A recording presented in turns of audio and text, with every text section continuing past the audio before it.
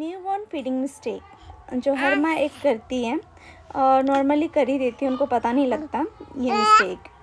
तो जैसे ये आपको पता होगा कि बेबी बार बार रोता है, हमें लगता है गैस हो जाती है, नींद डिस्टर्ब होती है और हम सोचते हैं कि बेबी डिफ़िकल्ट है, पर कभी कभी गैस नहीं, गलत फीडिंग के वजह से, फीडिंग मिस्टेक के वजह से भी उनको डिफ़िकल्ट होता है, उनको प्रॉब्लम होती है। तो आज मैं शेयर करूँगी आप सबके साथ फीडिंग मिस्टेक जो मैंने भी की स्टार्टिंग में, और आप सबको बताऊँगी ताकि आप ना करें। ऑलमोस्ट हर एक माँ कर देती है ये मिस्टेक।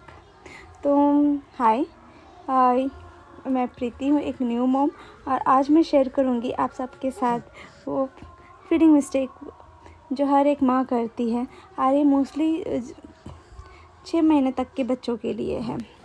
तो इस वीडियो में मैं आपको शेयर करूँगी कॉमन फीडिंग मिस्टेक्स जो हर माँ करती हैं, उन पे बेबी का क्या इफ़ेक्ट पड़ता है और वो कैसे उसे हम अवॉइड कर सकते हैं। ये बहुत इम्पॉर्टेंट है बेबियों के लिए और बेबी के मम्मियों के लिए। तो सबसे पहला जो मिस्टेक हम करते हैं वो बर्प स्किप करना।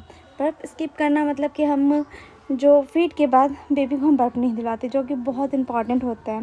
वो हम कैसे कर सकते हैं, जब भी हम फीड करवाएं बेबी को तो बर्प ज़रूर दिलवाएं। उससे ये होता है कि बेबी को गैस नहीं होती, और अगर हम बर्प नहीं करवाते तो उससे गैस हो जाती है, वो रोते रहता है और उसको सोने में भी प्रॉब्लम होती है। तो ये हमें करवाना है बर्प। और है जो दूसरा मिस्टेक है ओवर फीडिंग।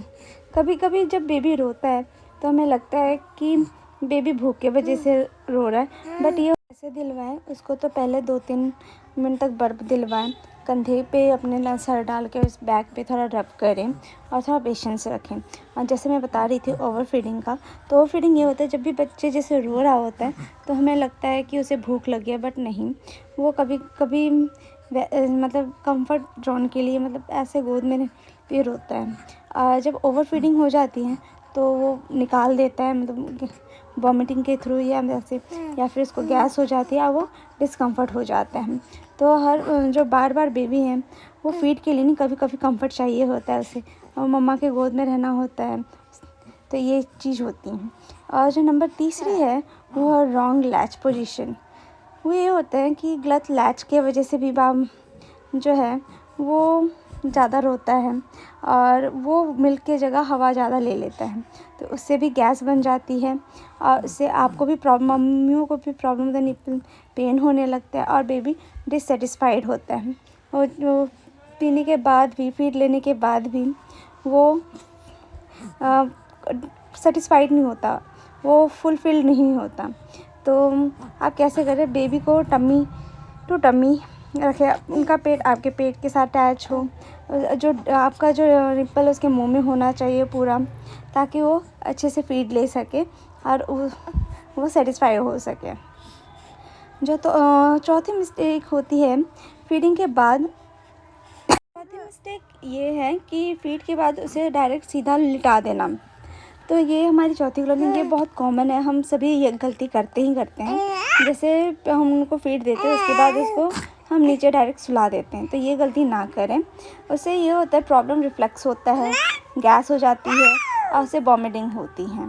इसका सल्यूशन ये है कि अगर आप फीड देने के बाद उसको कंधे पे रखें, अपराइट होल्ड करके रखें, उसके पीठ को थोड़ा सा हिलाएं और उसे थोड़ा घुमाएं, तो उन्हें अच्छा फील होगा। और जो मिस्टेक नंबर 5 है मेरी, वो मैं जो करती हूँ और करती थी, वो है night feeding panic.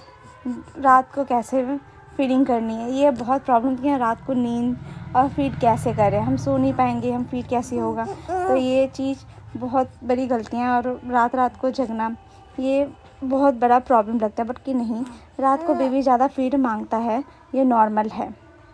Cluster feeding है तो ये हैबिट नहीं, तो हम जब भी ऑटोमेटिक ये नींद खुल जाती है जब भी बेबी को फीड देना होता है, तो ये क्लस्टर फीडिंग होती है। बेबी को भूख लगती है ज़्यादा, तो हमें परेशान नहीं होना चाहिए, उनको जितना भूख लगे क्लस्टर फीडिंग के अकॉर्डिंग हमें उन्हें फीड देना है।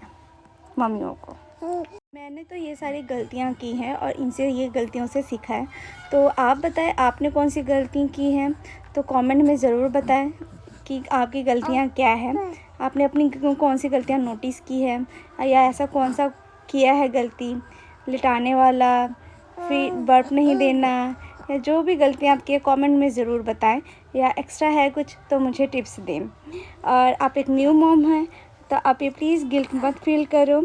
हम सब इसी दौर से निकल रहे हैं और हर एक मॉम इस फेज़ को गुजरती है। तो हम सब परफेक्ट नहीं, हम एक अच्छी माँ बन सकते हैं। तो आप को कौन सी गलती आपको पता लगा तो प्लीज़ कमेंट में बताएं। और आपको वीडियो अच्छी लगी तो प्लीज़ चैनल को सपोर्ट करें।